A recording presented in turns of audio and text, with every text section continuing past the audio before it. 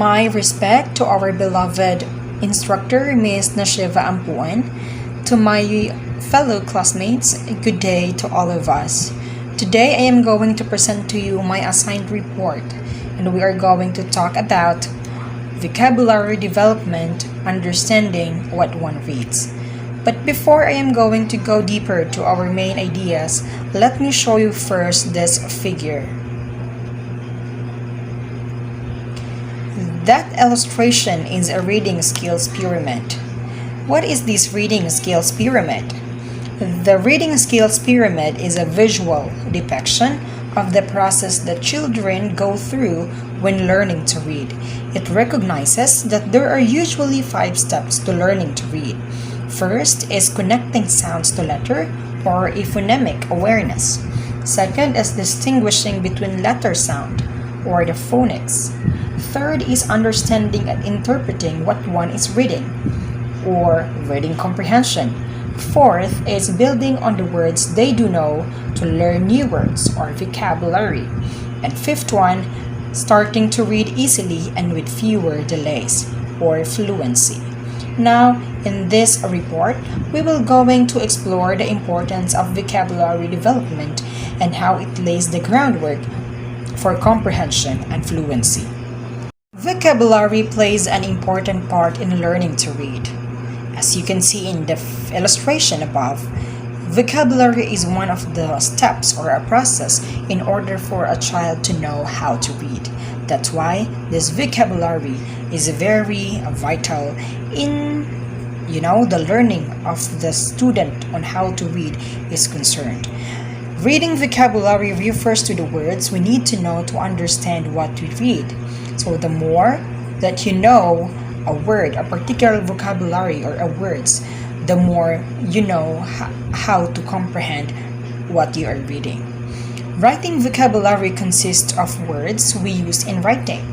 Basically, when we compose writings, when we are going to compose such messages or whatnot, we are using vocabulary in order to express and convey what we wanted to say. Without these words or without this vocabulary, we won't able to, deliver fully what we wanted to deliver.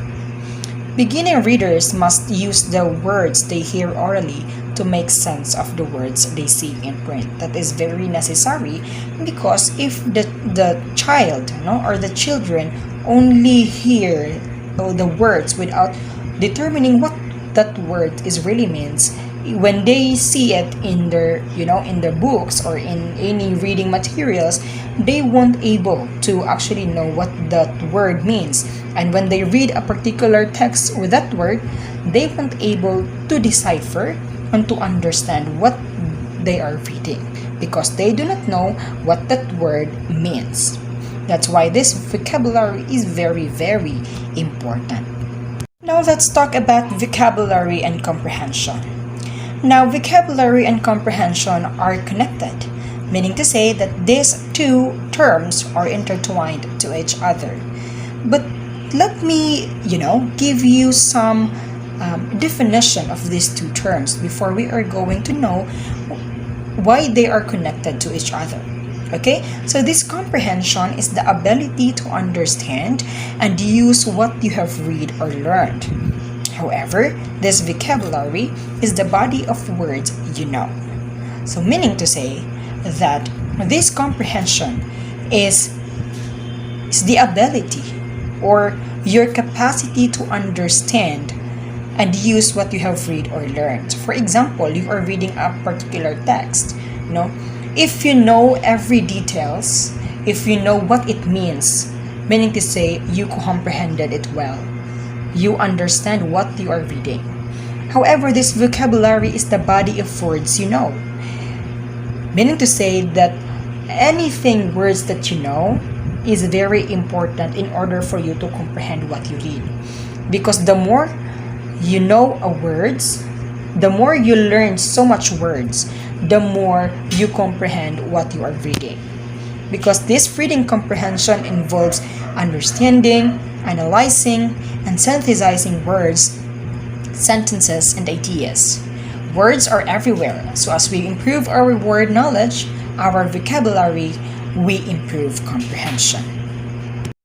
Now, since vocabulary is the knowledge base of words, when we say knowledge base, it is the words that we need to know its meaning. That's why it's knowledge based, okay? Since this vocabulary is the knowledge base of words and their meanings, it is the go-to place in our memory system.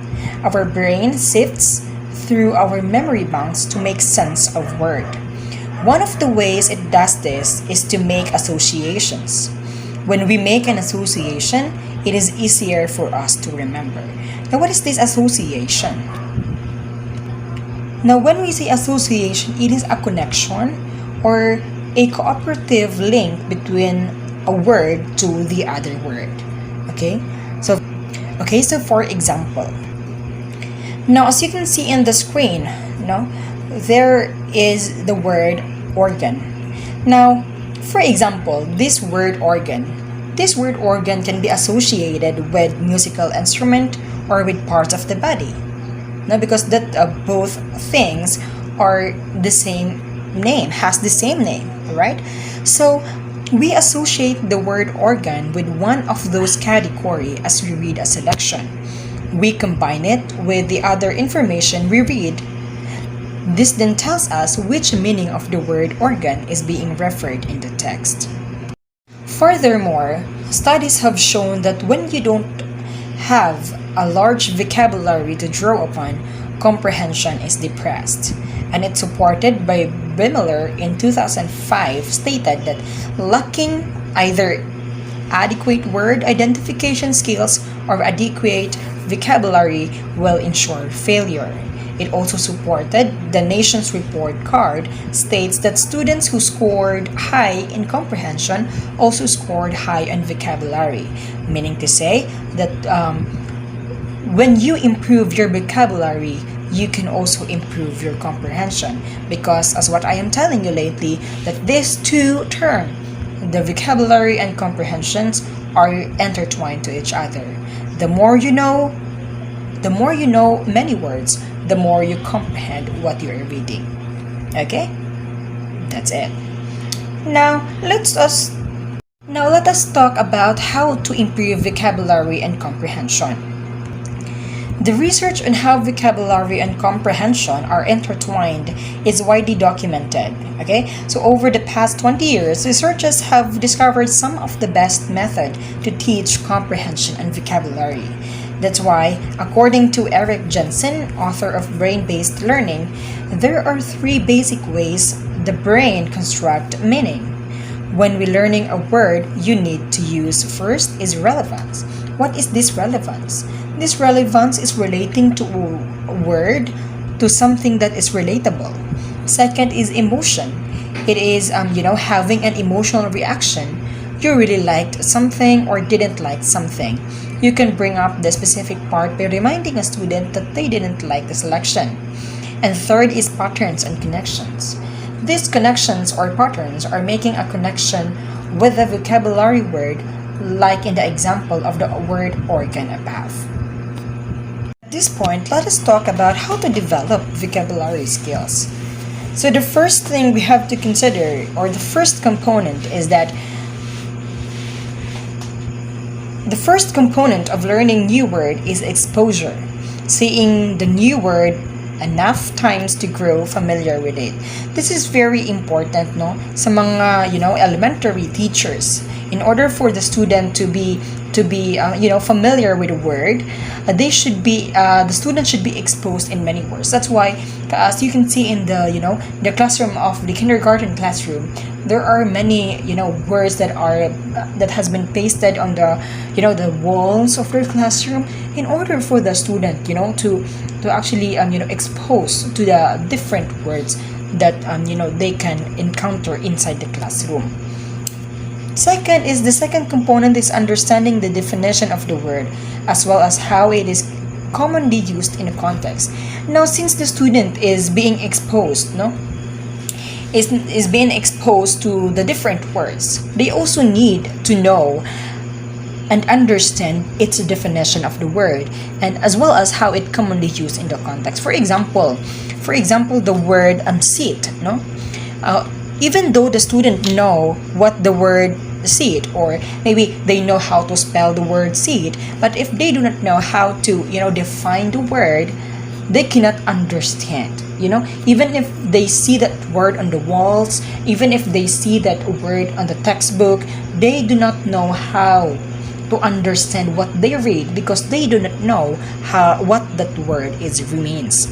And of course, as a teacher, you always have to engage the students, okay, to expose the students on the words, and you have to use it as much as possible, and how to make it, or how to use it in a sentence, because that is very important. Because kung kabalo ang bata sa word pero di siya kabaloon saon paggamit sa word in a sentence, or how to use the word para makasabot ang uban, then that is also a failure of the teacher, nga dili siya makahimo og pagpasabot sa bata unsa ang word, what that word means, and how to use that word in a context. That is very important. Another thing is that another component of vocabulary building is recognizing synonyms of the word.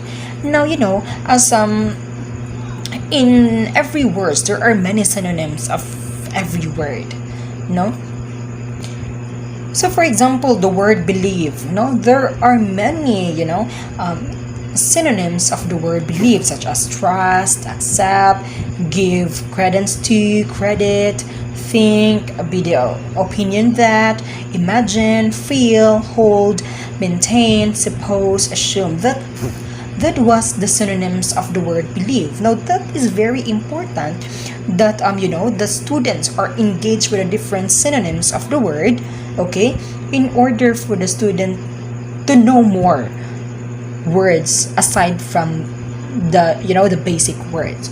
That was very important also, because if they encounter the synonyms of the word, now they actually know what that word means, because it correlates to the basic word, the word.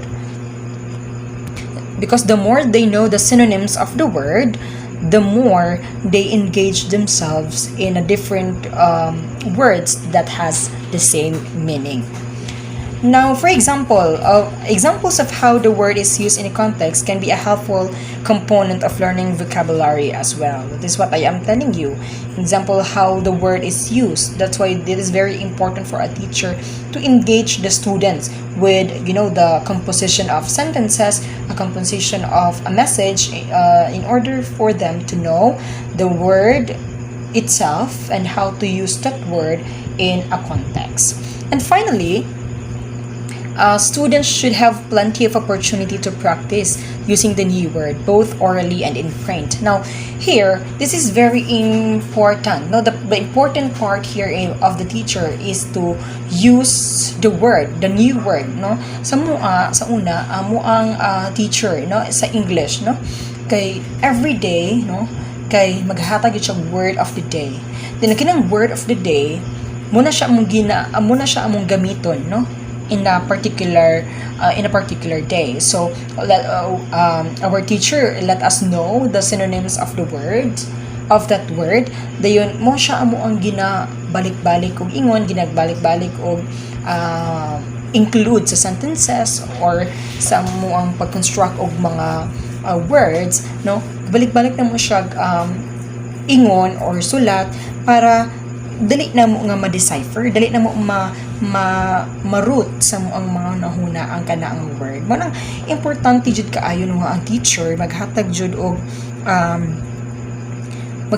opportunity sa mga bata para mapadali nilang sabot ang mga words, ang mga new words, especially ang mga words nga dili kayo nila familiar, o mga lisod kayo og mga synonyms, no? That's why that is very important. Now the last part here is the last part of my report is the other fun vocabulary activities you can do with your child, because these are some of the activities that a teacher can use in order to develop the vocabulary skills of the student. Now, first is playing guessing game. Now, example, I am thinking of a word that starts with TR. Can you guess it? So in that kind of in that kind of game, no, the critical thinking of the students will be developed, and learning new word also. Next is posting a word of the day. This is what I am telling you kanina, no? As what I personally experienced. Somewhere prominent in your house and seeing how many times each person can use the word that day, you know? Mo kay teacher sa una, no? Before me mo sulod sa iyang classroom, hanay word of the day sa eskwelahan, ay sa portahan, nga makita din namo dako kayo siya isa ka ban paper nga isa ka word. Then mo to siya makita din namo siya, dayon dali na namo mahibawaan kung unsa na siya ang word nga pasabot, kaya naka-indicate man po dito kung unsa ang pasabot na ng word, then mo siya mong gamitin ng word the entire day. Now next is taking a letter work to see how many things you can spot the start with the specific letters. Now this is mga games na mga fun activities para maka-develop of vocabulary skills. Next is playing vocabulary bingo using both familiar and unfamiliar words for the squares.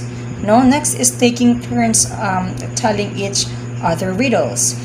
Next is playing charades with words and phrases that are on the child's learning level. Now, all of that things are the fun vocabulary activities that the teacher or you, no, as a pre-service teacher, you can actually incorporate that, activities in your lesson planning and whatnot, diba? Para at least maka-develop, makahatabang pa-develop sa vocabulary skills of the students. Now, in summary, this vocabulary is very important in developing and in preparing the student how to read, because it is the building blocks of the student in order to know what the meaning of what he or she reads. Vocabulary and comprehension is intertwined to each other because, again, the more you know many words, the more you comprehend what you are reading, the more you know what you are writing.